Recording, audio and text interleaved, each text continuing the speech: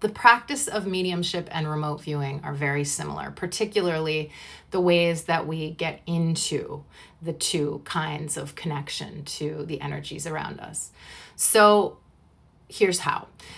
Project Stargate was the CIA-run government-funded initiative that looked into psychic remote viewing for military and espionage intelligence. But separately from all of that stuff, there was training involved for the people who came in and participated in the program from the 70s to the mid-90s. And that training, the very first thing that these people were told was to remove any nouns, remove any names or associations with the information that came through.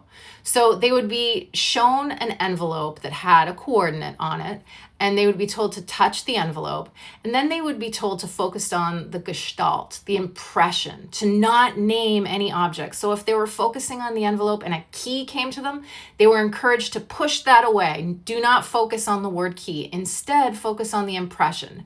Focus on the shape, focus on whether it's vertical or horizontal in the envelope. Is it rough, smooth?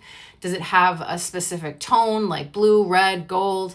Does it have an energy? Is it static? Is it flowing? And then through those impressions, they would then look at what the object was and see how close they were to determining what it was. Mediumship is very similar. As a medium, this is how I practice, and I also work with new mediums to try and help them develop their own way of connecting to spirit. And what I always tell them is, first and foremost, it's really important to begin with meditation, to practice meditation daily, and to remove the pressure from meditation, to not make it a thing that has to turn into 2 hours a day. It can be a minute a day for the rest of your life. That's okay. Just allow that to be what it is, so that maybe then you can develop a desire to increase the time you spend meditating. But if a minute is all you have, a minute is good enough, because it teaches you to remain in the present, to breathe, to remind yourself over and over to come out of your thinking mind and into your heart and your third eye. So that's number one. And then when I'm working with them, I, again, encourage them to return to the breath over and over when they feel themselves going into the head. And then I encourage them to always go with the very first thing that comes to them when they are connecting with spirit. And so I'll start by asking them questions.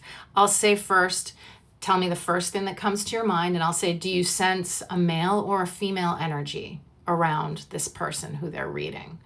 And I'll continually remind them, first thing that comes to you, first thing that comes to you. And they'll say, okay, male. And I'll say, okay, next question. What color is this man's hair? First thing that comes to you. And they'll say brown. And we'll keep going down the physical attributes of the energy that they're connecting with.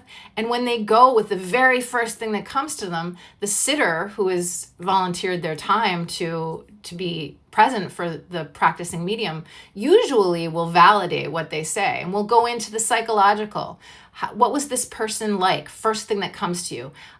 They feel like they were maybe a little introverted, but sarcastic and funny. And then, okay, what were they like with the sitter? And they'll go into details about the relationship. And then we'll move into, who do you think this person is to the sitter? And the medium will, and I'll say, first thing that comes to you. And the medium will say, I think it's your uncle. And we'll go on like that. And the reason I go into these details is because it's very similar to remote viewing. You try to remove the thinking mind from the moment. And that's very hard to do, and it requires practice, because as soon as we get into the thinking mind, we get distracted by it and don't go with the first impressions. And those first impressions are the most important impressions. So rather than judging and determining whether those first impressions are correct, we assume that they are correct. We go with the very first thing. That is what mediums do, and that is what remote viewers do too, to this day, is disallow judgment or interpretation and go with the first thing. And then once you've created the impression of that energy that you're working with as a medium, then you can move into interpretation, because you have a picture of who this person was and what they believed and what they were, and you've touched their memories and understood some details about their lives connected with the sitter. So it's very interesting that the two are so similar, and is an important practice in becoming a medium who knows how spirit works with you. Mediumship is a different path for everybody. It's not the same for everybody. It doesn't work the same for everybody. So when I work with someone, I don't try to tell them, this is how you do it, this is how it works. I try to encourage them to become connected to their first impressions, whatever they may be, and to carry that forward and to learn to be able to be fully present with the energy that comes without judgment, without fear, without intellectual interpretation. The intellectual is very important, but it comes later.